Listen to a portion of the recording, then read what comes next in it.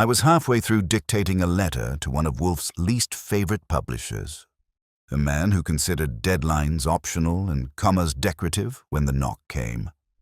It wasn't the brisk, self-assured kind we got from clients who thought money made manners unnecessary, nor the timid flutter of those coming to confess something sticky. It was deliberate, slow, as if the knocker wanted to make sure the sound reached exactly the right set of ears. I gave Wolfe a look over the typewriter. He didn't return it. His eyes were shut, lips pursed in a state that could be mistaken for meditation if you didn't know him. I did. He was thinking about food. Specifically, about the disagreement he'd had that morning with Fritz over whether cinnamon should ever appear in tomato sauce. Fritz had won, technically, but Wolfe had withdrawn to the plant rooms afterward in an act of culinary protest. Now he was sulking behind his eyelids. "Client," I said. "Feuds," he muttered without opening his eyes. "It is 3:15. No civilized person brings trouble at such an hour. Then I'll tell them to come back at 4 when sin is scheduled." His lips twitched close to a smile. For Wolfe. "Attend the door, Archie. My discouragements are never effective with you." That was true. I went because curiosity is my personal vice. And if Wolfe was going to spend the afternoon pretending the world didn't exist, someone had to manage its interruptions. The woman in the doorway was the sort that could make you forget what day it was. Not beautiful, at least, not in the professional sense, but she carried herself like someone who'd had to earn the right to walk into expensive rooms. Late 30s, fair skin with the kind of precise grooming you only see on people who want control down to the eyelash. Her eyes were gray, her coat dark blue, and her gloves gray kid leather fit her like she'd practiced putting them on. "Mr. Goodwin?" she said. Her voice wasn't asking. "I'd like to see Mr. Wolfe." "Congratulations." "So were the mayor, the commissioner, and 3 men from the IRS. What's the occasion?" She gave me a look that could have been used to iron shirts. "My name is Claudia Merrow. It concerns my husband's collection." I gave her a small nod and let the name roll through my head. Merrow, yes. I'd heard it recently, in one of those society blurbs that even Wolfe reads if the wine list is dull. Henry Merrow, an antiques dealer whose fortune was measured in pre-war glass and French mirrors. One of those men who make you wonder whether they love their wives or their collections more. "All right, Mrs. Merrow," I said. "You'd better come in. I can't promise he'll be sociable, but you look like you can handle disappointment." Inside, she gave the office a professional once-over books, globe, beer bottle, and the big chair that might as well have come with a velvet rope around it. Wolfe opened his eyes exactly as she entered, which meant he'd been listening all along. The man never missed a good entrance. "Mr. Wolfe," she said, before I could do the honors, "I've come to request your assistance in an affair that is both personal and embarrassing." Wolfe inclined his head about half an inch, which in his body language was a full bow. "Sit, madam. State your embarrassment." She sat. Her composure was so deliberate I could almost hear the hinges creak. 3 days ago, my husband acquired a Venetian mirror from a private seller. Late 17th century, silver-backed, unusually detailed frame. He believed it to be a rare piece once owned by the House of Grimani. "And you disbelieved him," Wolfe said. "I disbelieved the mirror," she corrected, "because it had been in our collection 5 years ago. We sold it to another dealer in London, but it wasn't identical. This one is reversed." "Reversed," I said, taking a chair. "Like the reflection?" "No, like the frame itself. The carvings, cherubs, vines, the signature on the opposite side as if it had been mirrored again. A mirror that lied twice, you might say." I whistled softly. Sounds like someone got creative with their forgeries. "Precisely." She turned back to Wolfe. "My husband insists it is genuine. He even dismissed my concern when I noticed a faint symbol etched in the glass, something that wasn't there before." "What symbol?" Wolfe asked. She hesitated. A letter. M, carved so faintly it vanishes when you change the angle. Wolfe's brows rose slightly. And you wish to determine whether it is an authentic duplicate or a deception. No, she said. I wish to know who brought it into our home and why. My husband claims to have purchased it from a collector who died last year. I saw Wolfe's eyes sharpen, always a sign the fish had noticed the bait. Mrs. Nero, is your husband aware you are consulting me? Certainly not. He despises private detectives. An admirable quality, Wolfe murmured. However, deceit within marriage is not a hobby I endorse. She smiled faintly. Then perhaps consider it an act of preservation. I'm not concerned about the mirror's authenticity. I'm concerned about what it reflects. That even got my attention. Meaning? Meaning, she said evenly. 2 nights ago, someone entered our study and turned the mirror to face the door. When I looked into it, I saw something that shouldn't have been there. My husband's face behind me, though he wasn't in the room. There was silence. Wolfe steepled his fingers and regarded her like a specimen that had just twitched on the slide. I presume, he said, you dismissed supernatural interpretations. Of course. I'm a rational woman. That's why I'm here. Wolfe nodded once. Archie, take her particulars, address, telephone, and the location of this remarkable mirror. I shall consider. Consider, I echoed. Not accepted? He didn't answer, which meant he would. As I saw Mrs. Nero out, she paused at the threshold and looked back toward Wolfe's office. Mr. Goodwin, she said, quietly, whatever your employer decides, please be careful. That mirror doesn't just reflect what it remembers. I'd heard my share of dramatic exits, but that one had class. When I came back in, Wolfe was already reaching for his beer. Well? I asked. Well, he said. We are visited by art, deceit, and a woman of precision. It would be folly to resist, so we're taking it. He sipped, eyes half closed. We are considering, he said. Then, with the faintest smile, and we are not fools. When a woman like Claudia Nero leaves your office, she doesn't exactly vanish into the noise of Manhattan. She leaves a scent of perfume, curiosity, and a line of unanswered questions that hang in the air like smoke. Wolfe pretended to return to his reading, but I could tell by the way his thumb lingered between the pages that the hook was set. For him, curiosity was a sin only if it involved physical effort. I didn't press. Experience has taught me that when Wolfe says he's considering, the real work starts in silence. So I went about my business, typing up notes, filing the useless ones, and waiting for him to announce what I already knew, that Claudia Nero and her mirror had booked a place in our lives for the next several days. At 5:15, Fritz's voice floated in from the hall. Dinner will be delayed, Mr. Wolfe. The lamb requires more patience. Everything worthwhile does, Wolfe said, including stupidity. Archie, call Mrs. Nero. Tell her I will see the mirror. That was all. No speeches, no deductions, no reasons. Just Wolfe, deciding that a reversed Venetian relic was enough to interrupt his normal schedule, which meant it was either dangerous, profitable, or so irrational that he had to beat it into logic. I called her. She sounded almost relieved, which isn't the usual reaction to an appointment with Nero Wolfe.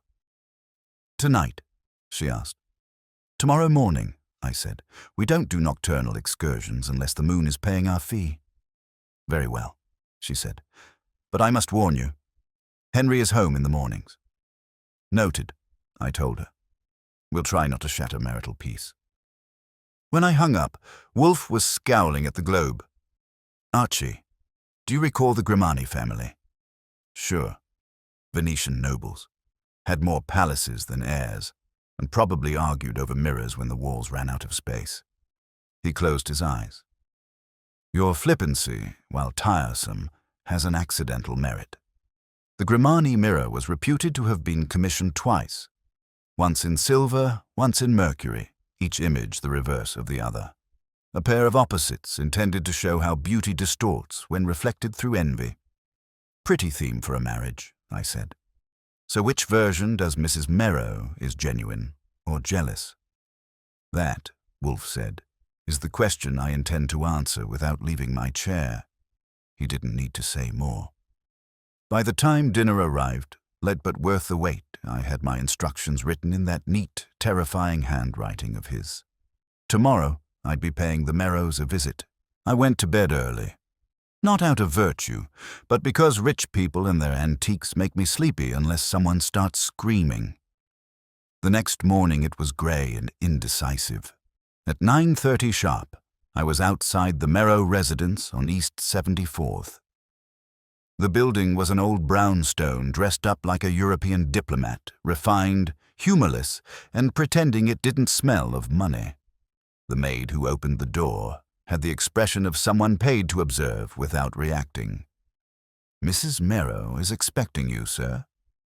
She led me into a study that looked like an auction house with commitment issues.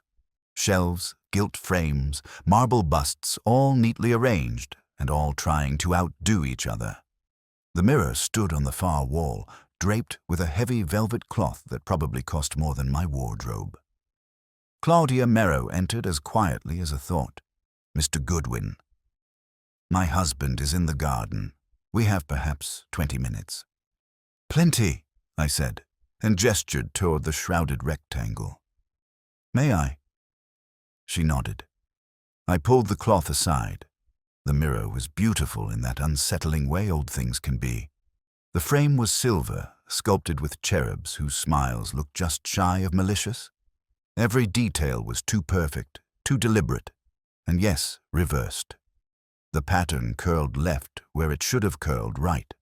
But it wasn't the frame that made my skin tighten. It was the glass. Even without superstition, something about that reflection felt wrong. It caught the light in a way that flattened depth, like the room on the other side wasn't quite ours. My own image looked back at me with a half-second delay.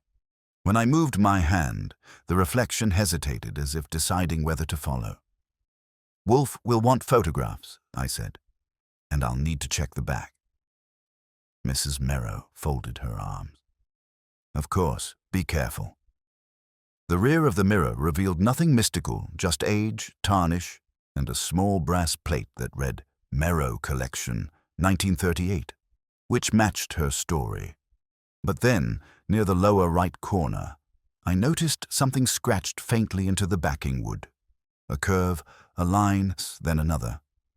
The same letter she described tiny, deliberate, and newly carved. "Your husband didn't see this? He claimed it was a mark from the previous owner," she said. "But Henry isn't a liar. He's just selective with truth." I straightened. Selective truth is my favorite kind. Usually means there's a full lie hiding underneath.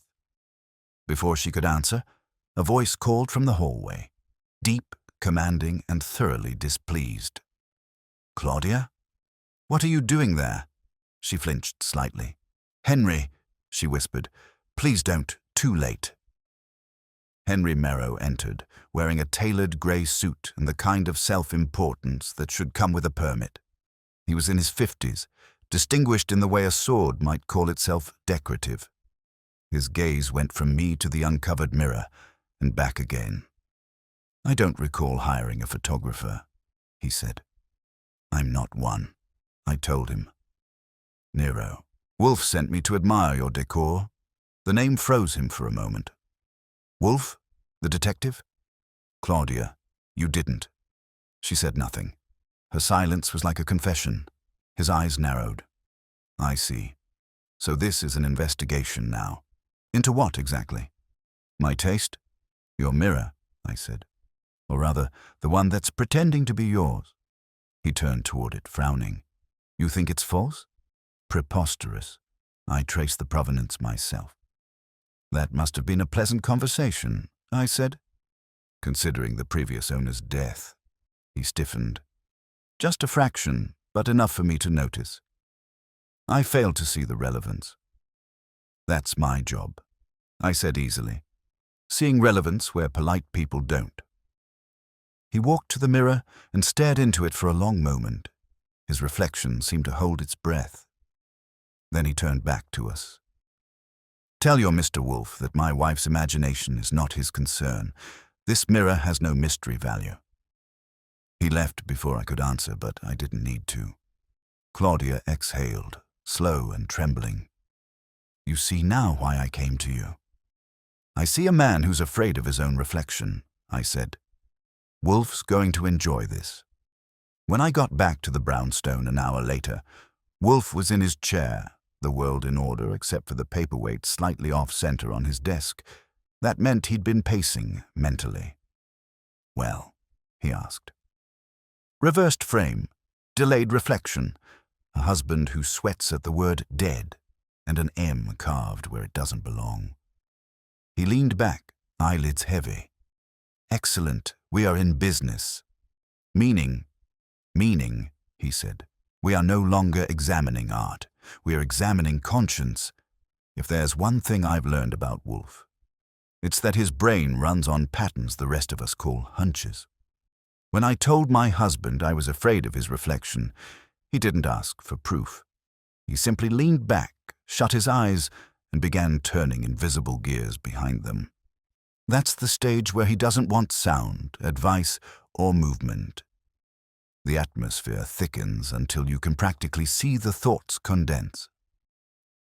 I sat down quietly and waited for him to announce the next phase of my employment. It didn't take long. "Archie," he said finally, "we require context.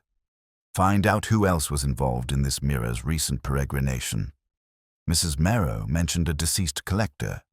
I want his name, his estate, and any individual who profited from his death." "You think the mirror's path is more interesting than the mirror itself?" "I think," Wolfe said, "that when an object reappears in reverse, so too does the truth." I gave him a nod that meant I'd start digging, even if the metaphor gave me splinters. My first stop was the obvious one, the address tag Mrs. Merrow had scribbled on her note. The seller's name, one Edward Halcroft, was easy to locate in the public register, mostly because his death had been tidy and expensive. A retired art broker, Halcroft had lived alone in a townhouse on Gramercy Park until last January, when he'd conveniently expired of a heart condition 2 weeks after selling off several valuable items. The items, it turned out, had all gone to one man, Henry Merrow.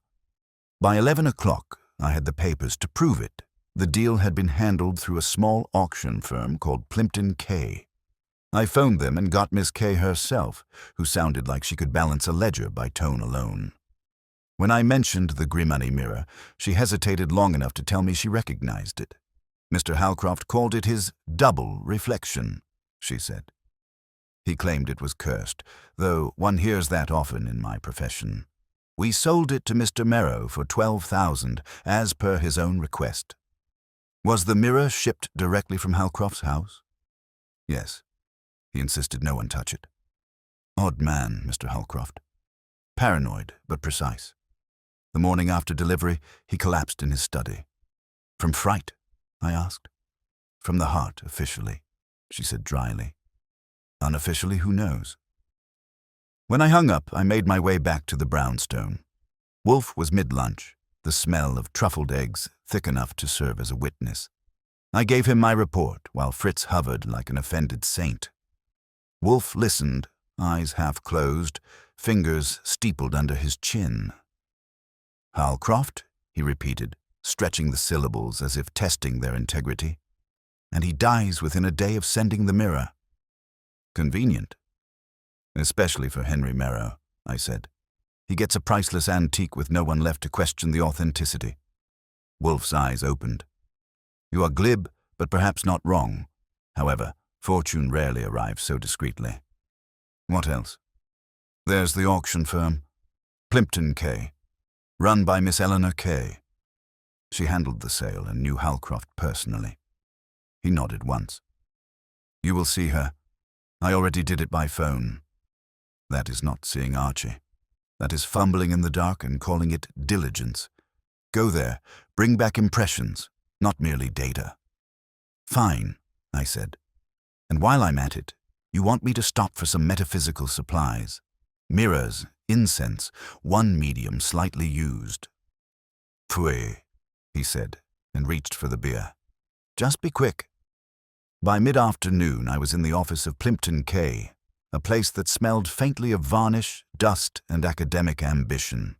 Miss K was a tall, cool woman in her 40s, dressed like someone who alphabetized her wardrobe. Her handshake was crisp, her expression neutral. Mr. Goodwin, is it? Representing Mr. Wolfe. You've chosen an unprofitable hobby. Curiosity usually is, I said. I'm looking into Edward Halcroft's sale of the Grimani mirror. Her mouth tightened slightly. I thought that the matter was concluded. It is for Halcroft. He's concluded everything, but I'm still interested in who else might have handled or seen that piece. She hesitated. Only 2 people, as far as I know myself and his assistant, a Mr. Darren Vickery. He managed Halcroft's estate after his passing. Still around? She nodded. He runs a small restoration studio on 10th Avenue. Clever man, but nervous. Why nervous? Because Halcroft was not merely eccentric. He believed his mirror had dozens meant to reveal flaws in the soul. When he died, Mr. Vickery claimed one had been moved during the night. I raised an eyebrow. Moved by whom? That was the question no one answered. She said softly. He insisted the mirror he found was not the one he'd polished the evening before. That was enough for me.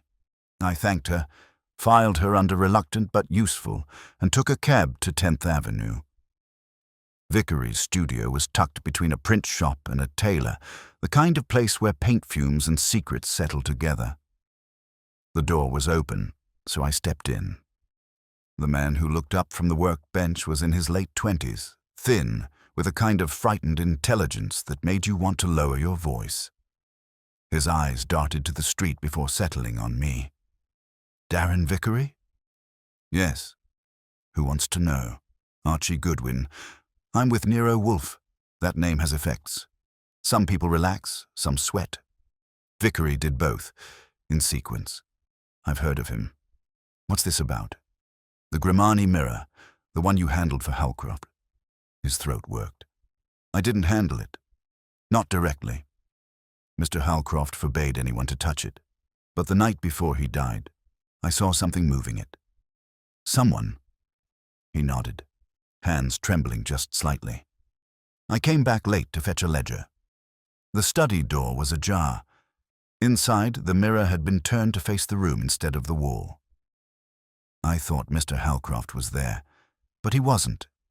And in the glass, I swear I saw a figure, like his, moving away. You're saying you saw his reflection, not him.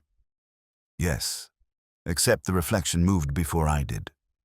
I'd heard plenty of ghost stories from nervous witnesses, but something about this one stuck under my skin. He wasn't performing. He was remembering. What happened next? He died that morning. And when the mirror went to Mr. Merrow, I made certain it was packed by strangers. I wanted nothing to do with it. Why not tell the police? He gave a short, humorless laugh. That a mirror killed a man, they'd have locked me up with it. That was my cue to leave. I slipped him my card and told him to keep his eyes open, which he probably would have wider than before. On the cab ride back, I kept turning over what he'd said.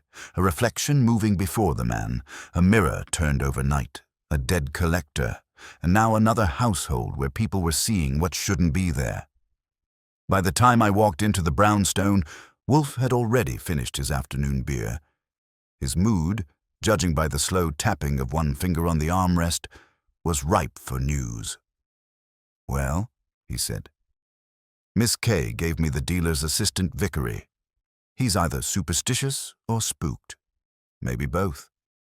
Claims the mirror turned itself, or someone turned it while Halcroft slept.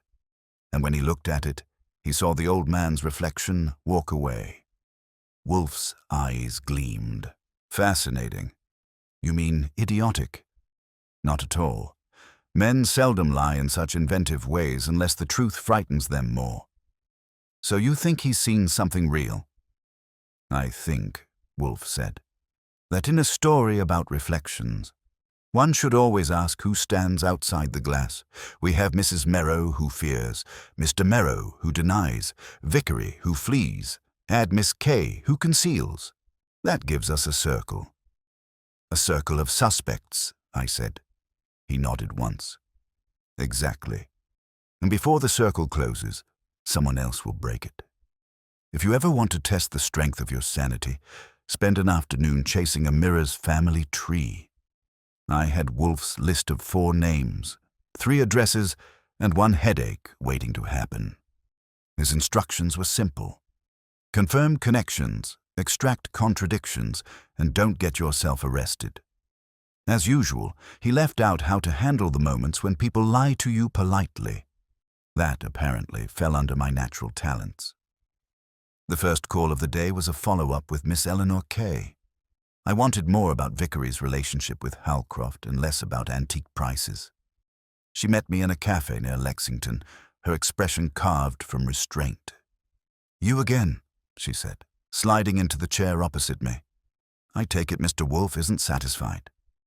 "He never is," I said. "Let's start with the night before Halcroft died." Vickery claims the mirror was moved. Her brows lifted slightly. "So he told you that too?" "So it's true?" "I didn't see it," she said carefully. "But he phoned me at midnight, distraught. He said the mirror had changed position. I told him to go home. By morning, Halcroft was gone." "You believed him?" "I believed in his fear. Fear has a scent you can't fake, Mr. Goodwin." She sipped her coffee and leaned in just enough to add that Vickery wasn't the only one unsettled by that mirror. Halcroft himself became obsessed. He claimed the silver backing held an image beneath the reflection, a shadow copy of the original glass. He was convinced it recorded what it saw. Recorded how? "Ask a scientist, or a priest," she said. Either way, he refused to cover it again. He'd sit for hours, staring into it as if waiting for something to appear. That earned a note in my pocketbook. "Did Mr. Merrow ever visit Halcroft before the sale?" She hesitated. "Once. They were acquaintances, though I wouldn't call them friends. Halcroft despised dealers who treated art as currency. Mr. Merrow treated everything as currency, yet he sold it to him because Merrow insisted, and because Halcroft was dying." She straightened her gloves and gave me a level look. "You can make of that what you will." I thanked her and left, more certain that Halcroft's last days had been as twisted as his mirrors. On the way out, I phoned Wolfe with a quick summary. He listened without comment, then said, "Proceed to the Merrows' domestic staff. Servants remember what employers prefer to forget. That sent me uptown again." The Merrow household ran on quiet. Precision, the kind you get from overpaid staff and underused affection. The housekeeper, Mrs. Farnell, met me in the foyer with an expression that mixed suspicion and pride. "I know who you are," she said. "Madam told me you might call." "Good," I said. "Then we'll skip the part where you tell me the Merrows are lovely people and get straight to the strange business with their mirror." Her lips thinned.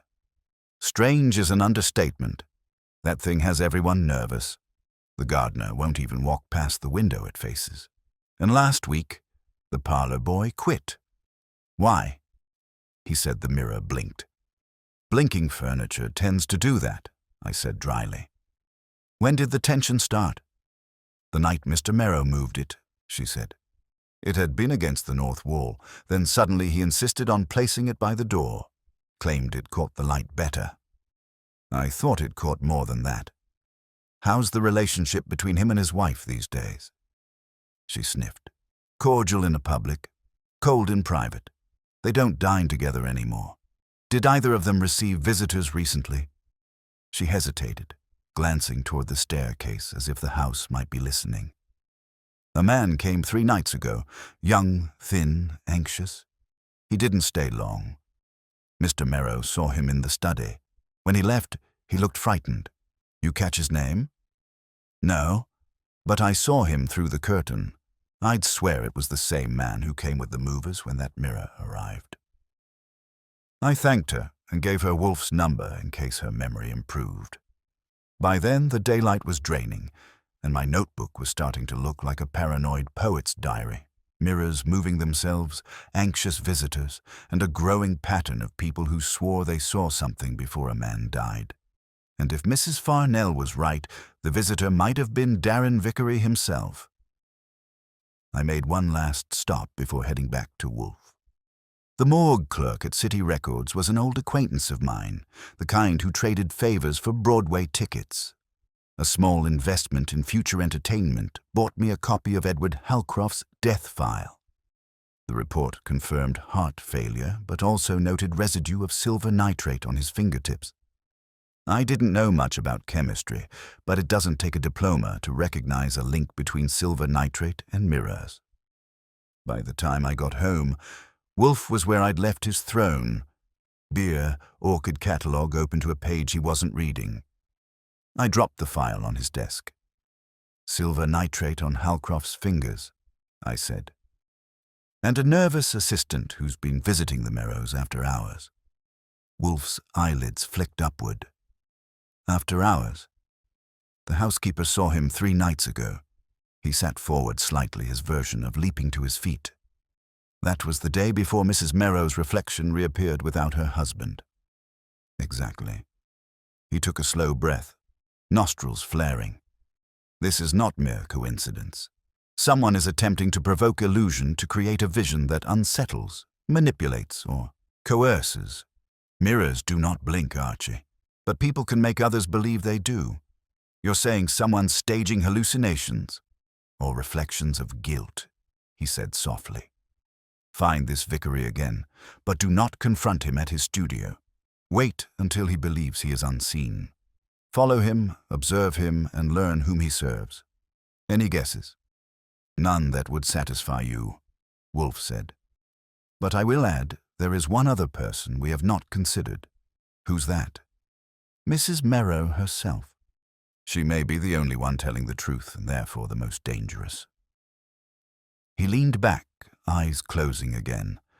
That meant he was retreating into strategy mode. I pocketed my notebook, grabbed my hat, and headed for the door. As I reached the threshold, he spoke without opening his eyes.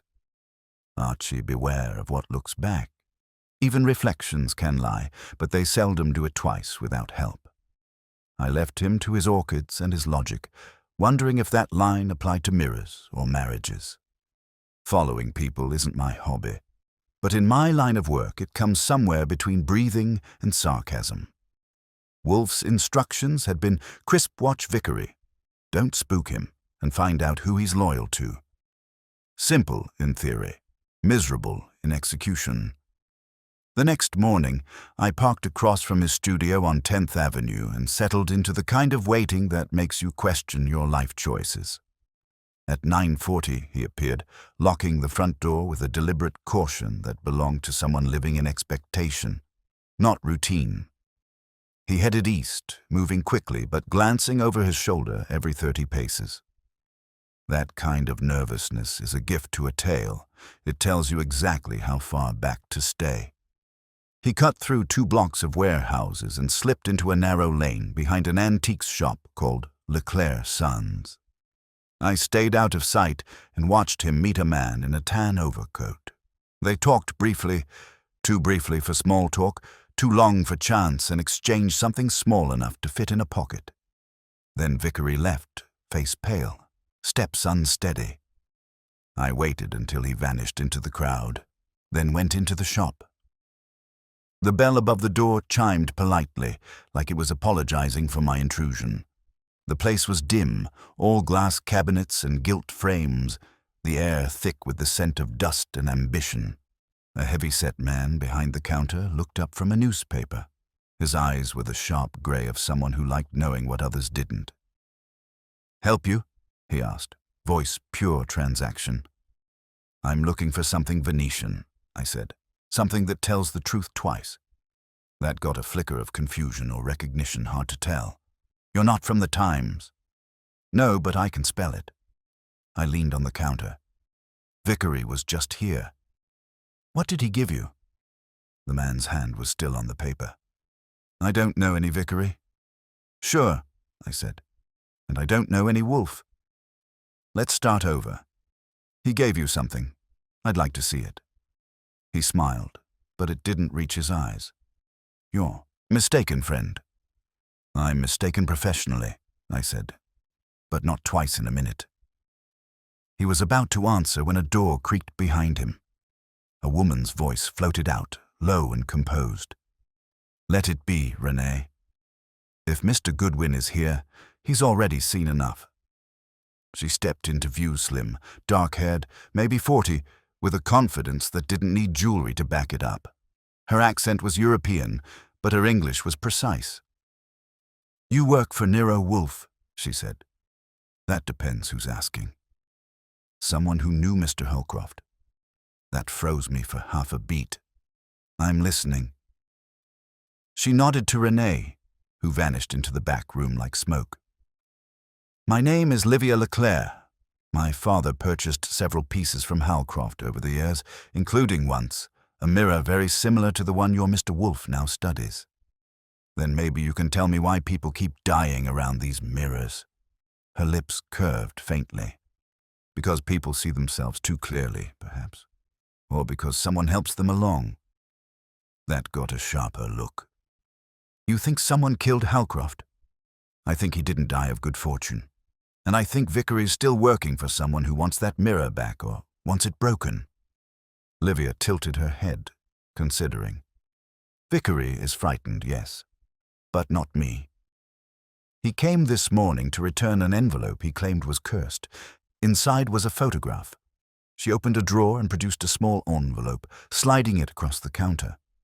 I took out the contents carefully, a faded photograph showing a lavish room with ornate furniture, and, at the center, the Griminy mirror.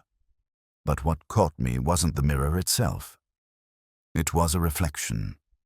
In the glass, 3 people stood visible. Holcroft, young and intense, a woman beside him. Livia, unmistakably younger, and behind them, faint but distinct, a man with Henry Merrow's face. You were there, I said quietly. And so was Merrow. Her voice softened. Once, years ago, Holcroft and I were close. Henry came as a buyer. That photograph was taken the day Holcroft accused him of theft. What kind of theft? Forgery, she said. Henry claimed to have found the Grimany's lost twin. Holcroft called it a fraud, an inversion made to trick collectors. They nearly came to blows. When Holcroft died, I assumed the matter had ended. It didn't, I said, and now one of those mirrors is back in Merrow's house. Her composure slipped for a fraction of a second. Then it began again. Before I could ask what it was, she straightened. Mr. Goodwin, you should advise Mr. Wolfe to keep that mirror covered. Some reflections invite themselves.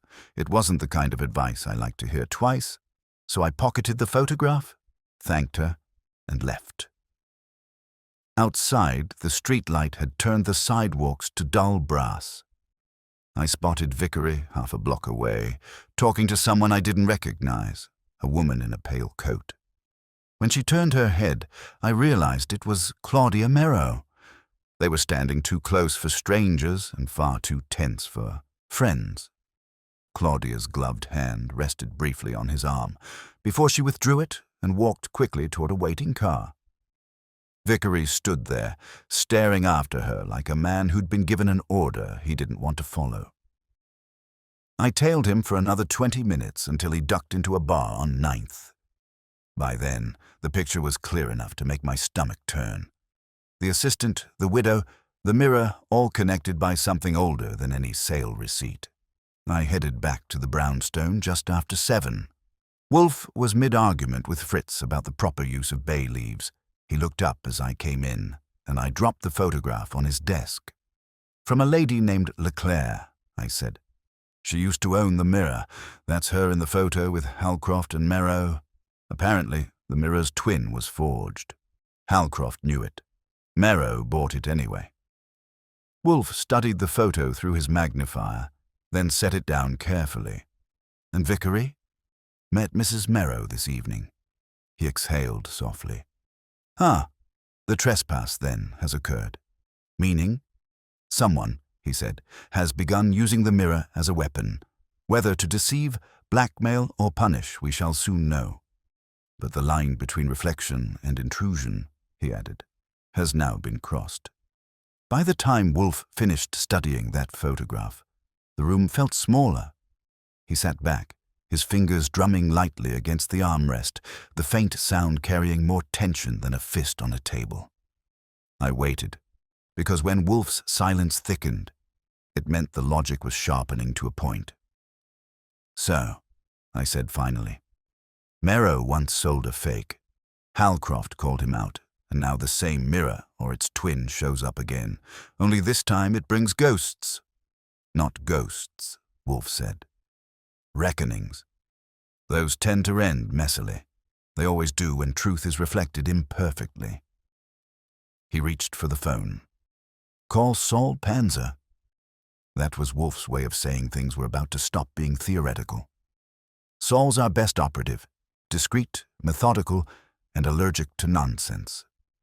I called, filled him in, and by the time I hung up, Wolfe was dictating orders like a man playing chess 2 boards ahead of everyone else. Saul will locate Mrs. Merrow's automobile and trace her movements for the past 48 hours, he said. You, Archie, will arrange a call to Mr. Henry Merrow. Tell him I have information concerning a fraudulent antique that bears his name. That should bring him. You plan to bait him with his own conscience. With his ego, Wolfe corrected. Conscience is unreliable. Pride is inevitable. I made the call that evening. Merrow's voice came across the line tight, polished and irritated. What is this about, Goodwin? Mr. Wolfe prefers to speak in person, I told him. He believes you'll find the matter urgent.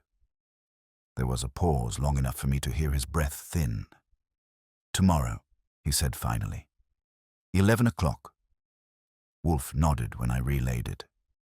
Good. The fish swims toward the hook.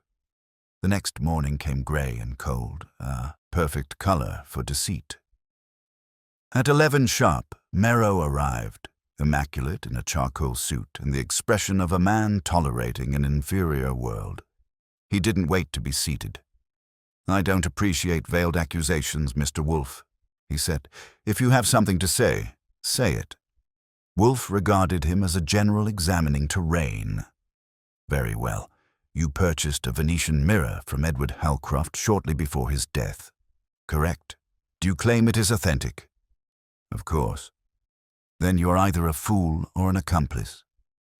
That hit like a slap, though Wolfe's tone stayed even.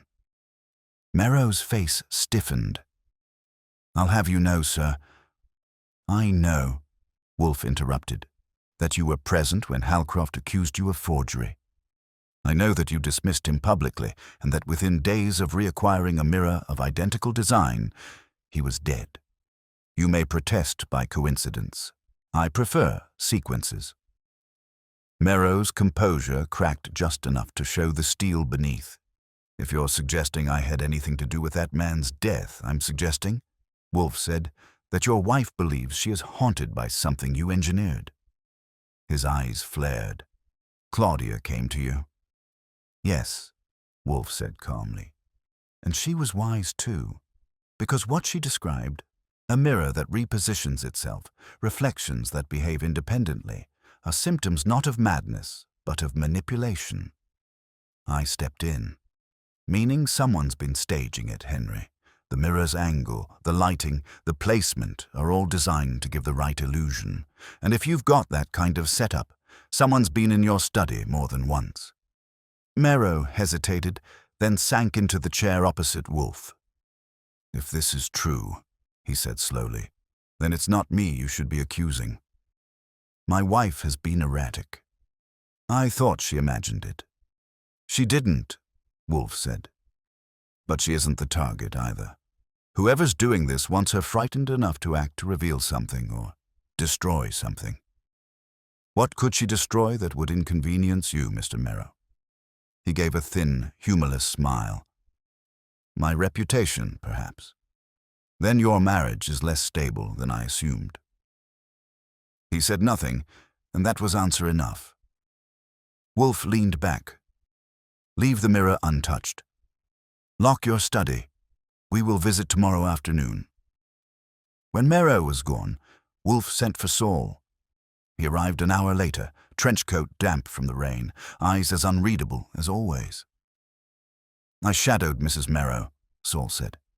She met Vickery again last night. Quiet corner of Washington Square. They argued. I looked emotional. Romantic? I asked. Saul shrugged. Maybe once. Not now. He handed her something smaller, folded paper or a note. She tore it up after he left. Wolfe rubbed his temples. Then the trap tightens. Vickery is the hinge guilty enough to obey, desperate enough to betray.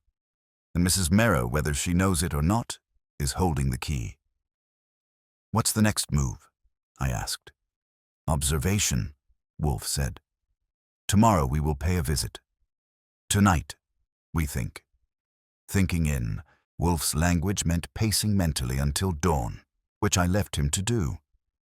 The next day, we drove to the Merrows' brownstone just after 3.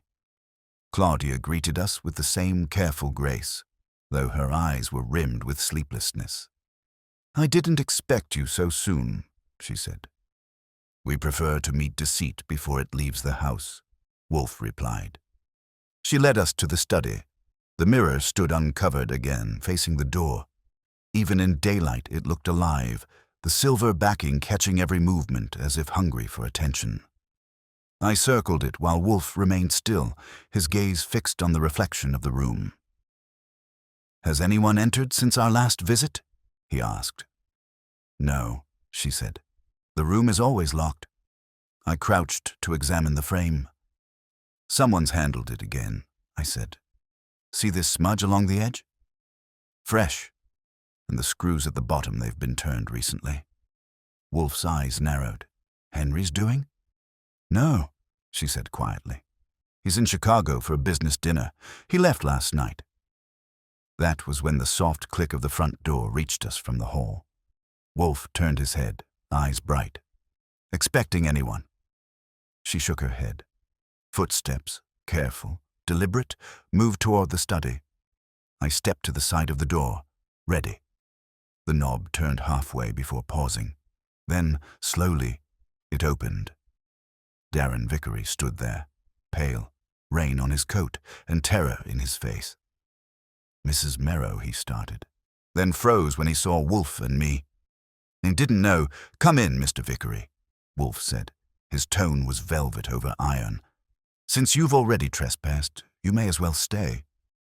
Vickery hesitated, trembling. I came to warn her, he said. He knows Nero knows everything. What does he know? I asked. That I told her the truth? Vickery stammered. That Halcroft didn't forge the mirror. Nero did. And he made me help him. Wolfe's voice cut through the air like a blade. And now you fear he intends to remove the last witness. Vickery nodded helplessly. Then Archie Wolfe said softly, We shall move quickly, because if Mr. Nero arrives before supper, he will not be alone. For a man trembling at the seams, Darren Vickery had the look of someone who'd finally decided that truth was safer than silence. He stood in the study, his eyes darting to the mirror like it might spring to life and repeat whatever he said. Mrs. Nero sat rigid on the edge of the sofa, one gloved hand pressed to her lips. Wolfe hadn't moved, but his presence filled the room so completely that even the air seemed reluctant to breathe without permission. You will compose yourself, Wolfe said. You're not in mortal danger unless you make yourself unhelpful. Sit. Vickery obeyed. His knees looked ready to buckle anyway. You don't understand, he said. Nero, he's coming back tonight. He wasn't supposed to know I spoke to Mrs. Nero. I thought I could end it quietly. And what? I asked. Forgery? Blackmail? Murder? All of it, he said, his voice breaking. It started. Years ago, when Nero found the original Grimani mirror. It was damaged or cracked through the backing, the silver fading. Halcroft refused to restore it, said some art should die with its age. Nero wanted another made. I worked in Halcroft's workshop then. Nero offered me money to make a duplicate. I told him I couldn't reproduce it exactly, not with the pattern reversed. He said that was the point. The mirror that lied twice, Wolfe murmured. Vickery nodded. Halcroft found out, calling it blasphemy. They fought. I thought that was the end. But then Halcroft died and Nero took the reversed mirror for himself. He made me swear silence. I wanted to confess, but he threatened to ruin me. Ruin you how? I said. He said he'd show the world a letter tone that proved I'd forged other pieces too. It was a lie, but it would have finished me. So I did what he said. Until Mrs. Nero called you, Wolfe said. Then conscience intervened. Or fear, Vickery whispered. When I saw what he was doing, Sean moving that mirror at night, making her think it was alive, I couldn't stand it. Wolfe's brows rose slightly. You claim he staged the hauntings? Yes. He wanted her terrified. He said she'd see what she deserved. I think he meant to drive her mad or worse. Wolfe's tone stayed quiet, but his eyes hardened. And tonight, I think he's coming back to finish it.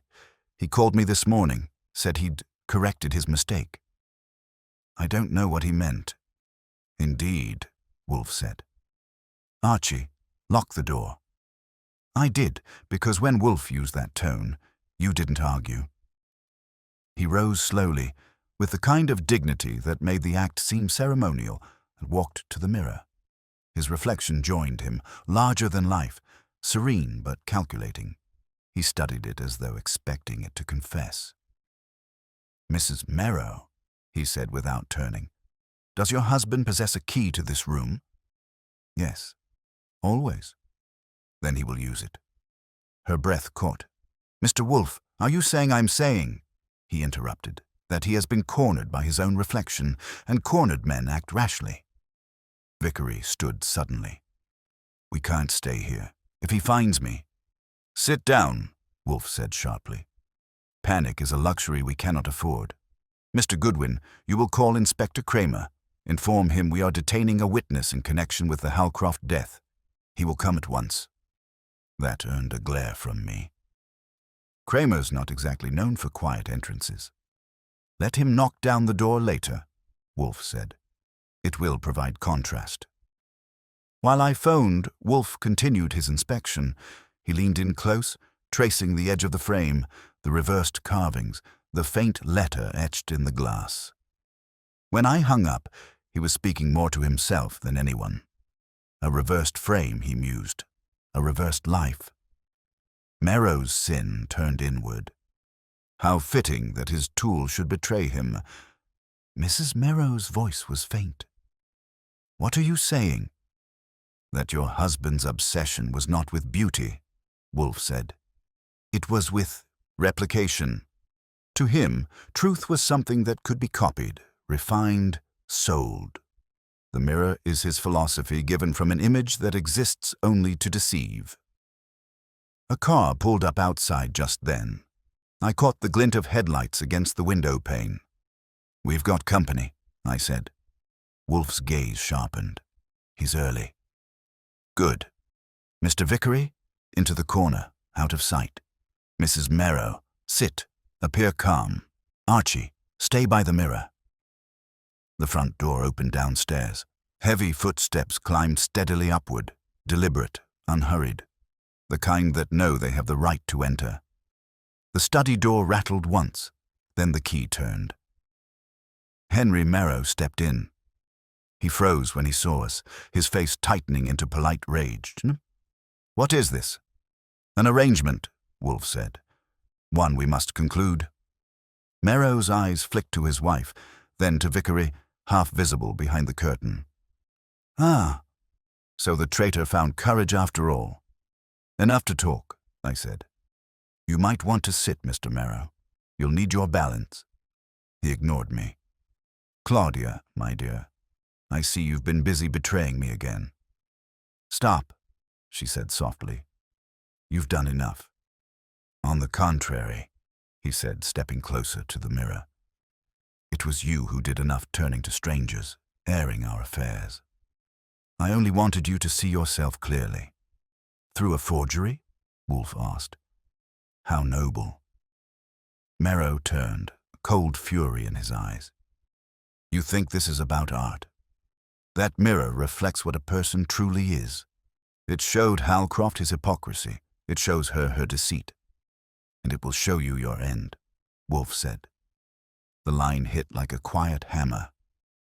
Nero opened his mouth, but Wolfe raised a hand. "Don't bother denying it. You tampered with the mirror again today. You adjusted the frame to conceal a mechanism, a hidden switch controlling a light behind the glass. When illuminated at night, it projects an image, a reflection delayed by seconds, enough to make a frightened woman think she sees someone else." Nero's color drained. "You can't prove that." "I already have," Wolfe said, gesturing toward the base of the frame. "Mr. Goodwin, if you would." I crouched and pulled back the small brass plate. Inside, a wire led to a battery pack and bulb. Well, I'll be damned. Nero took a step back, lips twisting. "You don't understand. She deserved it. She was going to leave me. Take everything. I wanted her to doubt herself first." "And Halcroft?" Wolfe asked. "Did he deserve to die as well? That old fool forced my hand. He wanted to expose me, ruin me, after I made him rich. I only meant to frighten him." The confession hung there, raw and poisonous. Wolfe gave a slow nod. "And instead, you frightened him to death." Outside, a car door slammed into the second one. Kramer's timing, for once, was perfect. I moved to the window and signaled him up. Nero turned to his wife, almost pleading now. "Claudia, I did it for us." She didn't answer. She just looked at the mirror where his reflection stared back, reversed and silent. "Mr. Goodwin," Wolfe said quietly, "sees that he stays until the police arrive." Nero made no move to resist. He just stood before the mirror, watching himself as if seeing the lie for the first time. And for once, the reflection didn't blink. Kramer arrived with his usual combination of thunder and cigar smoke. The man could fill a room faster than Wolfe could empty a beer. He took one look at Henry Nero standing before the mirror, then at Wolfe, and grunted like a bull sizing up a new fence. "Well, Wolfe," he said, "what circus act have you dragged me into this time? You got witnesses, confessions, or just fancy words?" Wolfe didn't blink. "You will find both, Inspector. Mr. Nero has confessed to the deliberate psychological torment of his wife, the posthumous slander of a dead man, and, indirectly, to causing Edward Halcroft's death." Kramer squinted. "Indirectly doesn't buy me a warrant." "Patience," Wolfe said, the word heavy as lead. "He admits to rigging the mirror device designed to project an image and produce hallucinations. When Halcroft confronted him, he used the same trick to terrorize him. A man with a weak heart, Inspector. Fear killed him, but Nero supplied the instrument." Nero spoke suddenly, his voice brittle. "You can't prove intent." "Oh, you mistake me," Wolfe said. "I have no desire to prove anything. I am merely presenting you to Mr. Kramer as you presented Halcroft to death." Kramer's lips twitched, halfway between amusement and disgust. He talked like this all the time? "Only when correct," I said. "Sit down, Nero," Kramer ordered, motioning two uniforms who'd followed him in. "You're not going anywhere. We'll take this mirror contraption too. For evidence." Nero didn't resist. He just looked toward his wife again, eyes hollow. Claudia stared back with the kind of calm that only comes when you've spent all your fear already. When the policeman led him out, she didn't move, not even when the door closed. The silence that followed had weight. Wolfe turned to her. "You have my sympathies, madam. They are limited, but sincere. She nodded faintly. I didn't want this.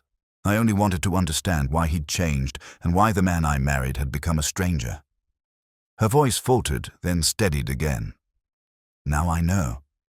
Knowing, Wolfe said, is both victory and penalty. Kramer coughed.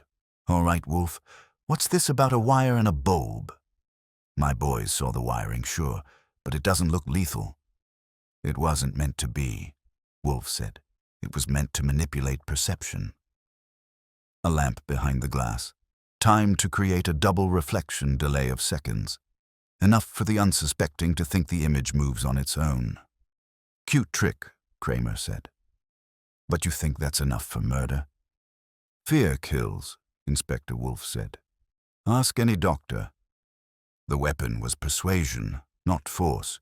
But you will have the confession and the mechanism, and 2 witnesses, Mr. Goodwin and Mr. Vickery. At the mention of his name, Vickery stirred, looking like a man who wanted to dissolve into air. I didn't mean any of this. I thought if I helped, it would stop. Helped? Kramer said. You mean you knew? He made me build it. Vickery's voice cracked. He said it was for display lighting. I realized what he'd done only later, and when he started using it on her and Mrs. Merrow, I tried to warn her. Kramer wrote something on his pad. So you're the scared conscience in the story. I didn't kill anyone, Vickery said, desperate. No, Wolfe said. You only assisted in the rehearsal. But your honesty redeems you marginally. Kramer pocketed his notebook. Fine. We'll take him too for questioning. When the door closed again, Wolfe sighed, an expression less of fatigue than a philosophical closure. Archie, he said, fetched the beer. I did, because that was the cue for his mental curtain call. The case was over, even if the paperwork wasn't. Kramer lingered, eyeing the mirror warily. I'll never understand your taste for this kind of nonsense, Wolfe. You could just let the cops handle it. That would deprive me of pleasure, Wolfe said, and deprive justice of subtlety. Kramer snorted. Justice doesn't need subtlety. It needs proof. Proof, Wolfe said, is merely the shadow of understanding. That earned him a muttered curse and an exit. Once the sound of police boots faded down the stairs, Wolfe gestured toward the mirror still propped against the wall. Cover that, Archie. I find it vulgar. I obliged, throwing the velvet cloth back over it. So that's it.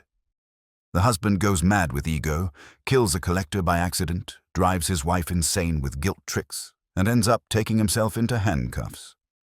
In sum, yes, Wolfe said, a man deceived by reflections of his own deceit. Quite symmetrical. You know, I said, for once I think Kramer's right. You could have let the police sort it out. He looked offended. And entrust comprehension to men who think motive is measured by fingerprints. No, thank you. Besides, Mr. Merrow insulted both my intelligence and the sanctity of mirrors. I will not tolerate either. I laughed. You're a philosopher with indigestion. He ignored that, focusing instead on Claudia Merrow, who still hadn't spoken again. Madame, he said, his voice softening, I suggest you leave that house for some weeks.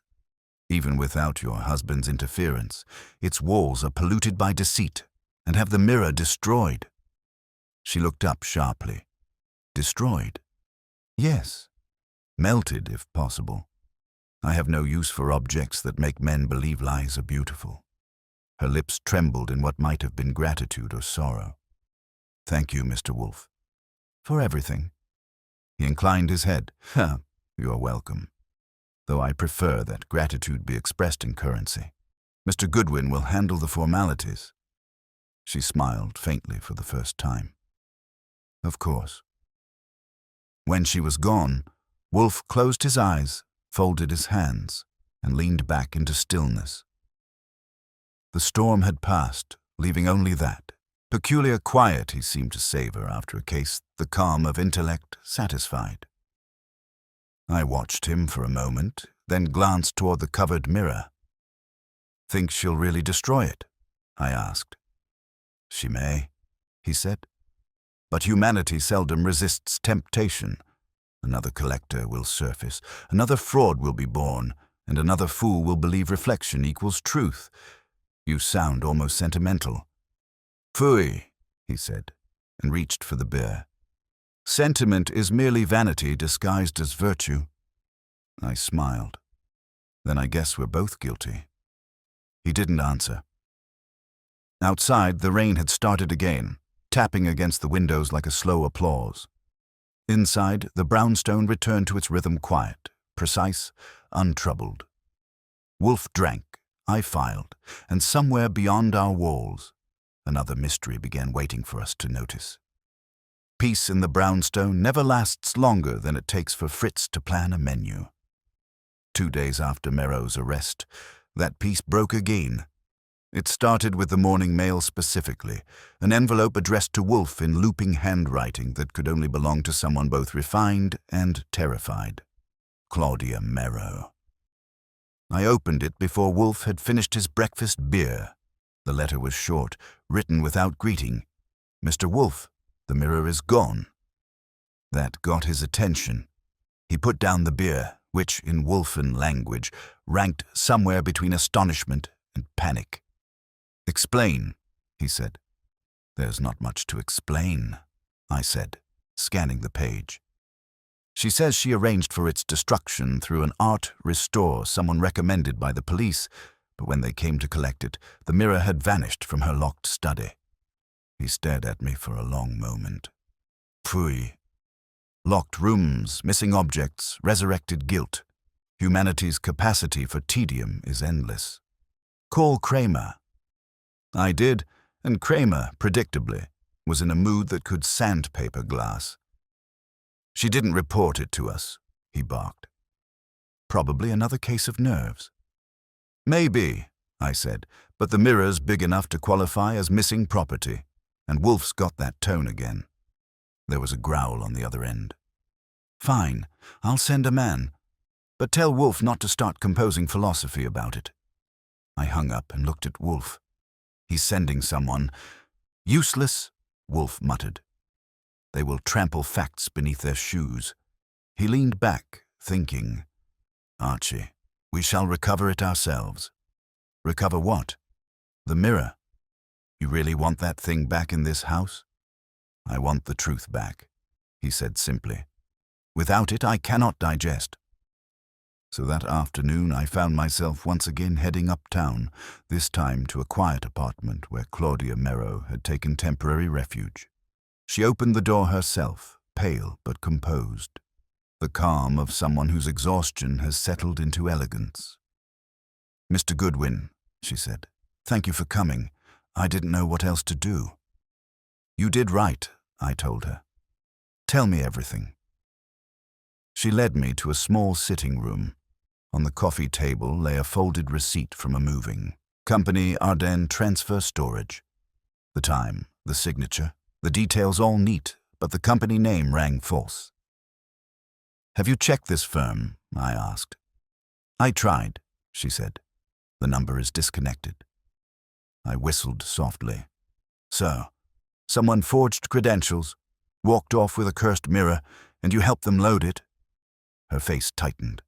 They had uniforms. The van even had a seal. I thought it was the police. They'll love that downtown, I said.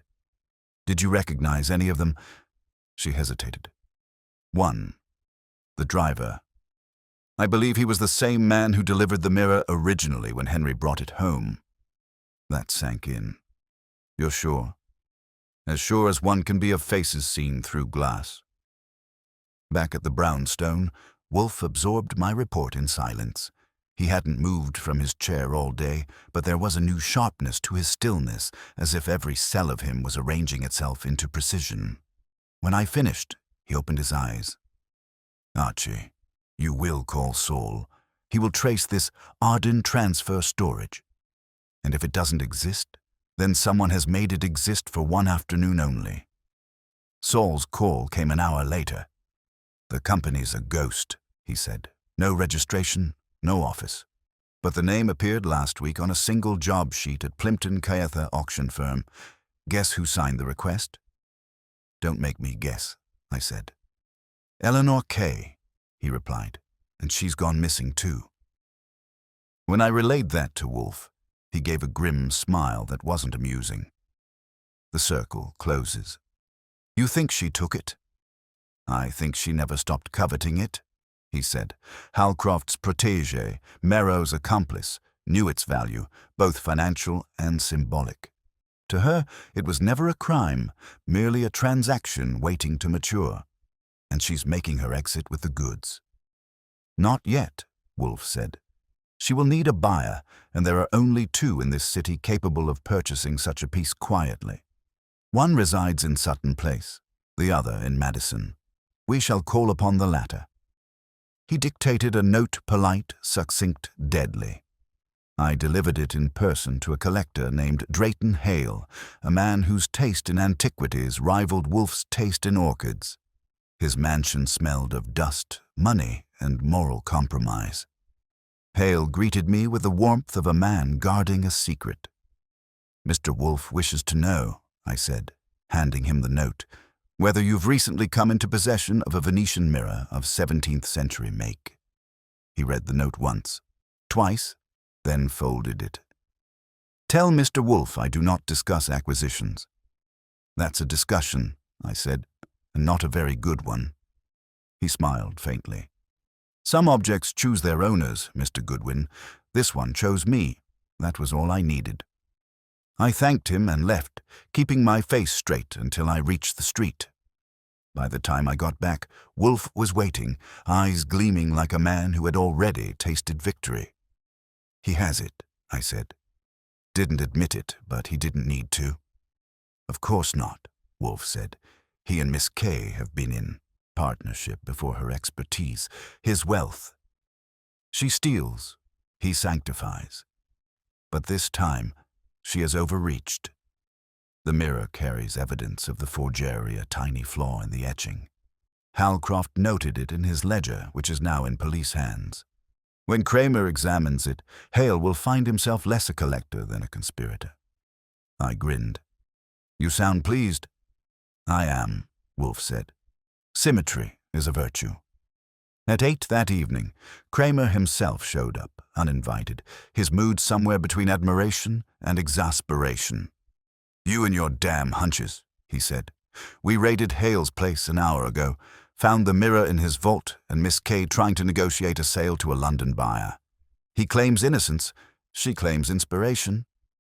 You claim what exactly? Resolution, Wolfe said simply. Mr. Merrow forged a lie. Miss Kay preserved it, and Drayton Hale paid for it. Justice, like glass, requires polishing. Kramer shook his head, half smiling. You've got a poetic disease, Wolfe. It's chronic, Wolfe said, and contagious, I fear. After Kramer left, the brownstone finally went quiet again. Wolfe leaned back, eyes closed, the faintest trace of contentment softening his face. I watched him for a moment, then said, So, what happens to the mirror now? It will be catalogued as evidence, then forgotten, he said. Until another fool mistakes illusion for beauty. You sound almost sorry for it. For it? Wolfe's eyes opened. No. For us. He reached for his beer, lifting it with the solemnity of a toast. To reflect, Archie is the oldest deception of all, and for once, I didn't have a comeback. The city hummed outside, and the brownstone settled into its calm, but I couldn't shake the feeling that somewhere, behind some pane of glass, another story had already begun to stare back. It should have ended there. The mirror recovered, the culprits cornered, the moral wrapped up in Wolfe's usual embroidery of logic and disgust, but nothing involving human vanity ever ends cleanly. The following morning proved that when Kramer phoned at 7, a sacrilege by any civilized standard, and barked 2 words that guaranteed Wolfe's temper would curdle before breakfast. She's dead. Wolfe didn't answer, so I took the receiver. Who's dead? Eleanor Kay, Kramer said. Found in her apartment an hour ago. No sign of struggle, no forced entry. Doctor says poison probably ingested with wine. There was a note, but it's a mess of half-sentences. Mentions Hale, mentions the reflection and what it showed her. Whatever that means. That's poetic, I said. You sure it wasn't Wolfe's handwriting? Tell your boss he's not off the hook yet, Kramer growled. That mirror's turning into a body magnet. When I relayed the news, Wolfe's expression barely changed, but the color drained a shade from his face. Phooey, he muttered. Self-destruction is the refuge of the unimaginative. Miss K preferred illusion to shame. I expected as much. You think she killed herself? I think she looked into something she couldn't see. Maybe Hale helped her along. Unlikely, Wolfe said. He lacks the conviction for murder. His vice is appetite, not courage. Still, I knew that it meant the case wasn't finished, and if Wolfe smelled a loose end, there'd be no peace until it was tied off in a bow. He ordered breakfast late, but his appetite barely scratched the eggs. We will visit Drayton Hale, he said finally, before Kramer tramples subtlety into dust. By 10, we were at Hale's mansion again. The police had left their usual spoor-muddy prints on marble, a faint odor of impatience.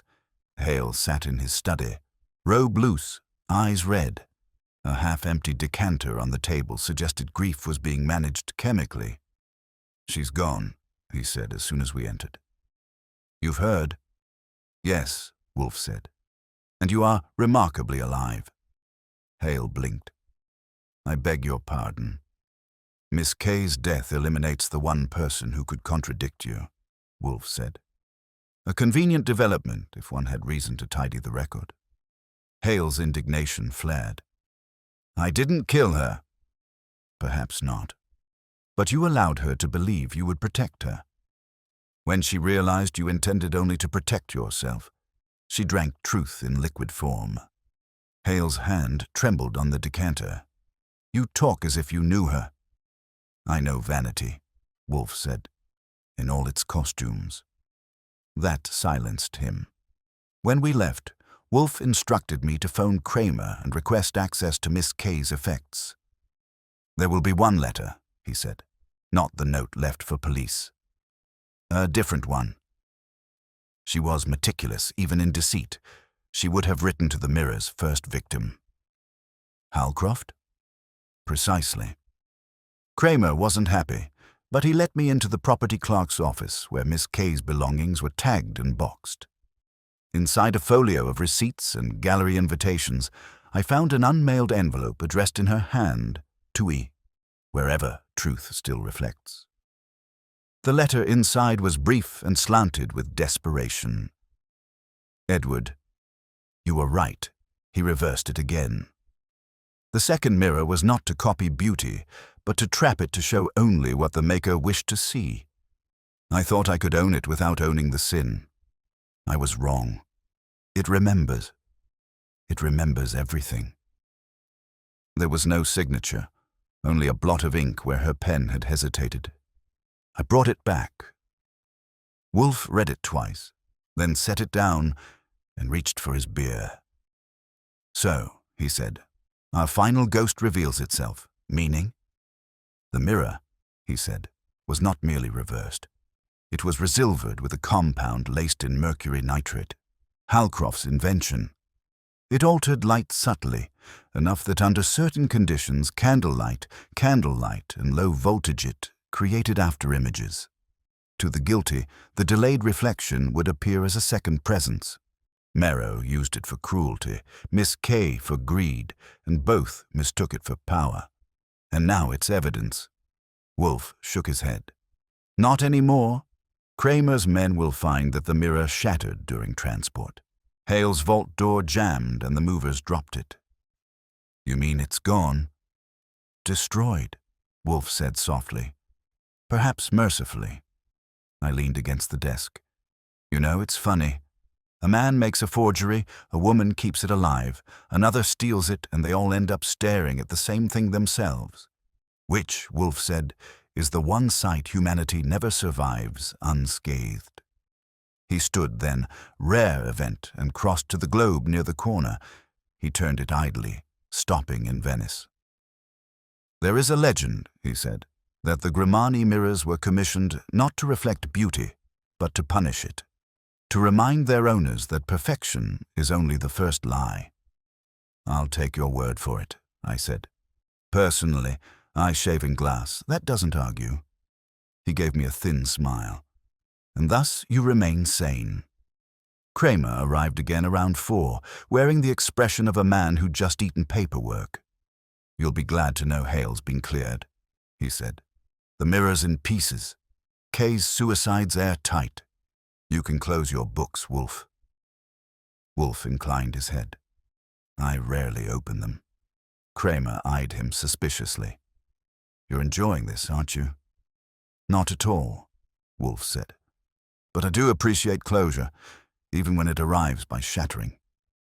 Kramer grunted and left, leaving the faint scent of cigars and bureaucracy. When the door closed, Wolfe turned to me. Archie, file the notes under Vanity Applied. Subsection Homicidal Decor, if you wish. He sank back into the chair, exhaling. The affair is complete. Humanity remains ridiculous, and I, at least, am hungry. Fritz entered then, as if summoned by appetite alone, bearing a tray of roast duck glazed in honey. The scent filled the room, erasing whatever trace of the mirror lingered in the corners of memory. As Wolfe ate, I looked around the office, the quiet, the order, the rows of books that had never betrayed him. Outside, the city went about its illusions, every window a reflection waiting for someone foolish enough to believe it told the truth. Wolfe finished, wiped his mouth, and spoke without looking up. Archie, never trust what flatters you. I don't, I said. That's why I work here. He gave a short laugh, low and genuine, and for a moment the great detective and his errand boy shared the kind of silence that meant something had finally been put to rest. The mirror was gone, the guilty accounted for, and the brown stone once again held its own perfect reflection unchanged, immovable, and watching.